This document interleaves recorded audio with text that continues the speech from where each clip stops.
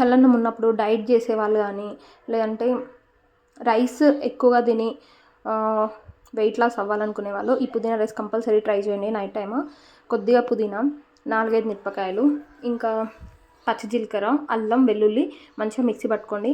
ఒక కడాయి పెట్టుకొని ఆయిల్ వేసుకొని మినపప్పు, జీలకర్ర, ఆవాలు వేసుకొని, క్యారెట్ ఉంటే క్యారెట్ ఆప్షనల్, బీట్రూట్ ఉంటే బీట్రూట్ కూడా వేసుకోండి, మంచి టేస్ట్ వస్తుంది. కరివేపాకు వేసుకొని మనం ఇందాక మిక్సీ పట్టుకున్న పేస్ట్ మంచిగా కొద్దిగా ఆయిల్ పైకి తేలే వరకు ఉడికించుకొని, ఒక నిమ్మకాయ హాఫ్ లెమన్ పిండుకోవాలి. ఇలా ఆయిల్ పైకి తేలుతున్నప్పుడు మనం పొడి పొడిగా చేసుకున్న అన్నాన్ని ఇందులో మిక్స్ చేసి ఒక 2 మినిట్స్, ధనియా పౌడర్ మంచి టేస్ట్ని ఇస్తుంది.